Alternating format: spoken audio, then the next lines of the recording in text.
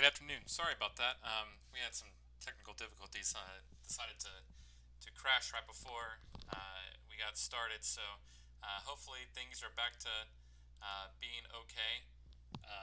Just wanted to make sure that everything is going well. So if you had a chance to refresh, hopefully this is working for you now. Just wanted to make sure before we get all started. So if you would just give me 1 second to make sure I got everything working now.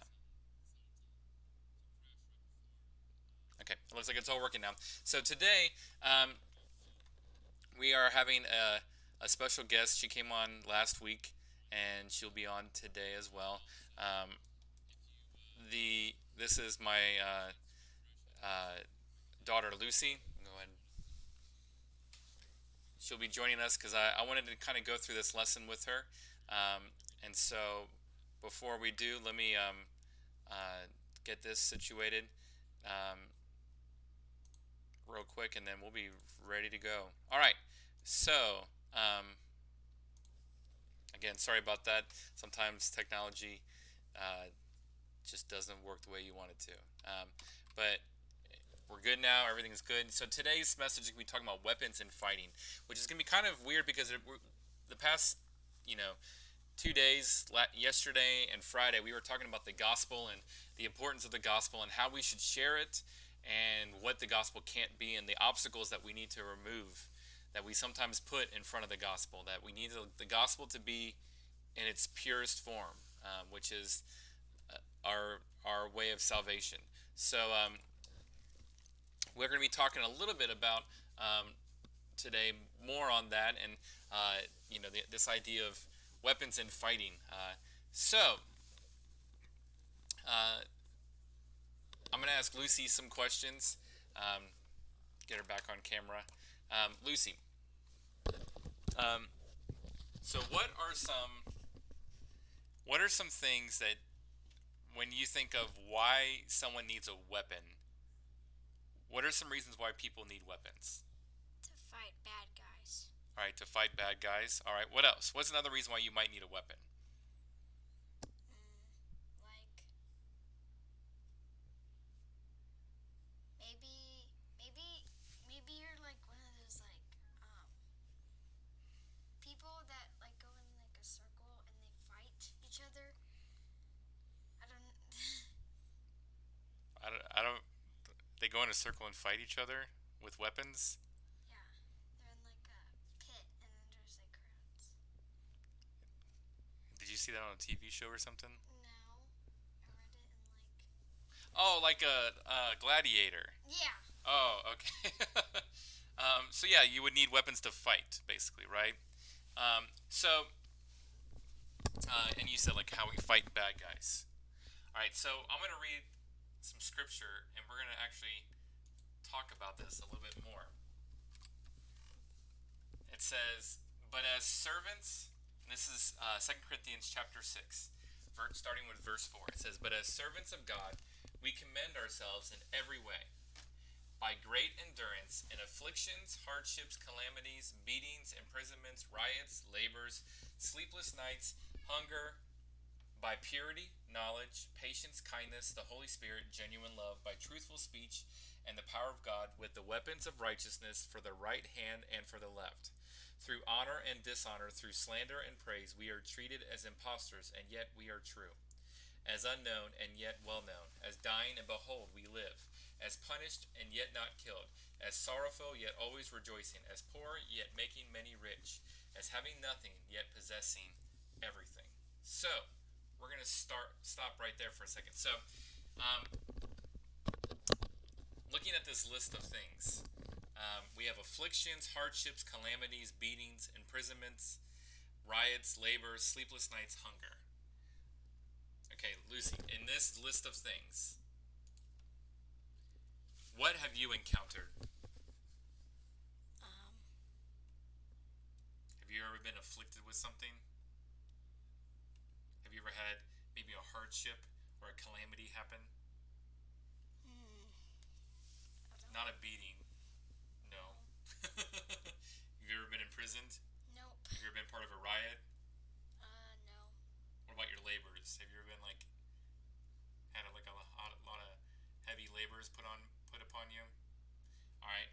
sleepless nights? Yeah. All right. And what about hunger? I have that all the time. Yeah, you're always hungry. So, um, but I think this is a kind of a deeper hunger, not just this like, oh, I'm hungry for a snack. Like, you have access to food. Yeah. But sleepless nights. What are usually causing your sleepless nights? Bad dreams. Bad dreams, being stressed out. Yeah. Yeah. It's usually not a good situation, right? So, when Paul's talking to the church of Corinth, he's talking about, um, you know, we have this endurance through afflictions, hardships, calamities, beatings, imprisonments, riots, labors, sleepless nights, hunger. These are what he was going through. This is like he was imprisoned, and he had all these things happen to him. And if you were to try to fight these things, what kind of, like, if you were trying to fight hardships, calamities, beatings, imprisonments, what would you use to fight those things? How would you fight imprisonment? Maybe. Like, if that was your enemy, was imprisonment, what would you do? Well, it's not a person, so you can't really have like weapons and stuff. But maybe you could pray. But there's also you can also boycott. Like, if you would try to escape? Yeah. All right, what about hunger? Um. What are some ways that you would try to fight hunger? Like, if that was the enemy, was hunger the enemy? If that could be a person, how would you fight hunger? Like help them. Like. All the people that are hungry? Yeah. So, like, but I'm saying, like, hunger. If hunger could be a person, like food, right? You would try to do the opposite. Like, a sleepless night. How do you fight sleepless nights? It's kind of hard to do that, right? Yeah. So, God gives us these things to kind of counteract those things. So, like, if you had, you know, a sickness, what would you take to fight it? Medicine. All right. And if you scraped your leg and it, like, you had a big wound, what would you use to fight it? Band-Aid. Band-Aid and like cleaning it up. Yeah. All right. If you had a big test coming up, like a big spelling test or a math test, what would you use to fight that? Like books, or Like studying. yeah. So these are the things that Paul talks about as ways that we can counteract all of those bad things, all those things that he was going through. He didn't use, he didn't try to escape. He didn't try to use, food to combat hunger. Here's what he used. He used truthful speech, purity, knowledge, patience, kindness, the Holy Spirit, genuine love. What good does purity and knowledge and patience and kindness do? Like, why would those be good things to have? So, Why is it good to be to have purity? What does purity mean? Like, if something's pure, is that a good thing? Yes. Do you want water to be pure? Yes. If water's not pure, what's usually in it? Like dirt and stuff. Yeah. So, like, purity, it's not talking about like physical purity. It's talking about like your spiritual life, who you are. So, purity would be, how clean we are. Like, if we are living in a way that is not filled with dirt, right? And that dirt would be Sin. yeah. Knowledge. Does this mean like we just keep reading and then we're gonna be able to combat, all these things? What does knowledge mean? What kind of knowledge do you think Paul's talking about? Is he talking about like how to grow a garden? No. All right. So what do you think he's talking about? What's the best kind of knowledge that we can have? Knowledge about Jesus, like read the Bible, and then Yeah. you can learn about Jesus. What can that do for you, though? Well, I mean, it tells you that God is always with you. I mean, you learn things about God. You have patience and kindness. Why? How would kindness help out? Why would that be something that would help out with these bad things happening? Um, so like sometimes if a person is being like if a person is like stealing stuff, they they might just need help because they don't have anything, and also if they're being mean, they might just need kindness because they don't have anybody. Okay. So like if it's a person, yeah. But what if these aren't people? What if these are just situations that are really bad? How can kindness be a good thing for us to do? So like let's say you were going through a really really bad time. Is it easier when you're stressed out to be mean or to be kind? Mean. Yeah. Like you're kind of on edge and like if you're stressed out, it's really easy for us to be mean, but if we're kind, it shows that there's something different. And that kindness comes from God. All of these things do purity, knowledge, patience, kindness, the Holy Spirit, genuine love, truthful speech, the power of God. All of these things come from God. And so if we're able to show these things, if we're able to have these things, it's only because of God. And these are the things that happen inside of us. Those other things are situations. A sleepless night is something that happens to us. Hunger happens to us. Labors happen to us. Riots, imprisonments, beatings, calamities, hardships. Those are all things that happen to us. Those are all afflictions that happen to us. But what we can do to go against that is show who God is, even in bad situations.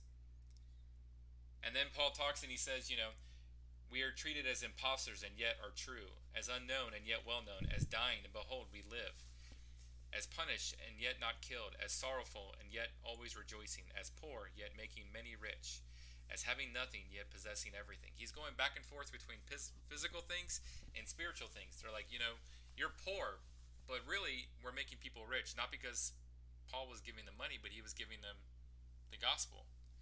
They were saying you're dying, but like they may die physically, but spiritually their message was going to continue on. So all these things that Paul talks about are ways that we can go. These are the weapons. This is how we fight these things. But sometimes we take those weapons and we want to hurt people. But those things aren't really people. Beatings, imprisonments, riots, labor, sleepless nights, like those aren't people. That was why it was hard to like, how do you fight hunger? Like you can help someone that's hungry, but like hunger is not a person. A sleepless night is not a person, but sometimes we want to take things and we want to fight people. But is that kind? No. Does that mean that we tell them everything they want to hear and say, "Oh, you're good," even if they do bad stuff? Is that kind? No. Because if someone was doing something bad and you just let them, you're not really being nice to them. You are you're not being kind. You're letting them, sin, and that's not what we should be doing. So, let's keep reading. I think Anna's talking to us, or that could be Nursing. But anyway, let's keep on reading, starting in verse 11. We have spoken freely to you, Corinthians. Our heart is wide open. So he's talking about, like, we have these weapons, the righteousness of God. You know what righteousness means? What is that? What do you think that means? What word's in that kind of can help you give a definition? Right. All right, so what do you think righteousness means? Does it mean you win every argument? You're always right? No. No. Does it mean like you're living the right way? Righteousness means like, it's kind of like that purity thing. It means that you are living a right and morally right and God focused life. And so when it says, we have the righteousness of God, it's not like this thing that where we win every argument. It means we are living in a way that honors and glorifies God by the way we have knowledge and purity and we speak truth. But then it says, we have spoken freely to you, Corinthians. Our heart is wide open. You are not restricted by us, but you are restricted in your own affections. In return, I speak as to children. Widen your hearts also. So, kind of a hard question, Lucy. How do you widen your heart? Um, What do you think that means? like to be like more kind or more nice. Okay, what stops us from that? Sin. Okay. Um, are there some things that you're better at than others? Like, are you better at being kind than patient? Would you say you're a very patient person? Mm, If you had to pick one that you were better at, being kind or being patient, what would you say? kind. Yeah, I would say you're much better at being kind than patient. Um, Other people might be better at patience than kindness. We're all made differently, but does that mean like, oh, Lucy, you're only good at being kind, so just worry about being kind. Don't worry about being patient. That wouldn't make sense. What we're saying, what Paul was telling the church is, you need to keep growing. You need to keep getting better at this, and it's only through your relationship with God that you can get better at this. So this kindness, this knowledge, this patience, all these great things that can help fight the worst things in the world. Like if you listen to the worst things in the world, hardships, afflictions, calamities, and beatings, imprisonments, riots, labor, sleepless nights, hunger, those are probably the top, that would be in the top 10 list of the worst things that can happen to us, you know?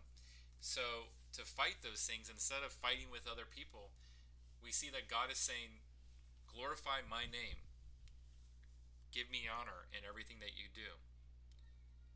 And he says, widen your heart, meaning keep growing. Don't stop. Don't think that you made it. Keep widening your heart. Because if you don't widen your heart, you restrict it, you limit it. You no longer you can only be so kind. You can only be so, but God is infinite. What does infinite mean? For everlasting. Yeah, like there's never there's never a limit on him. Like his kindness goes forever.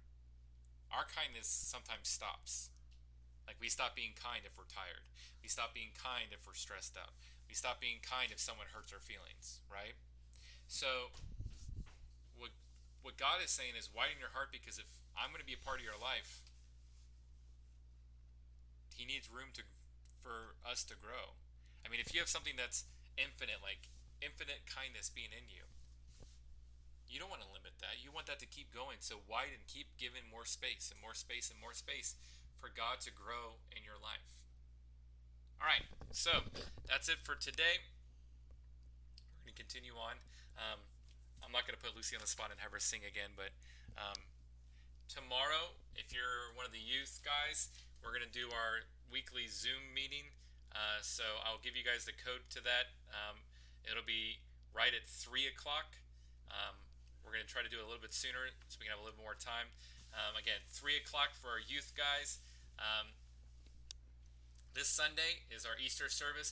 Please tune in as we stream our service. It's going to be at 11 a.m.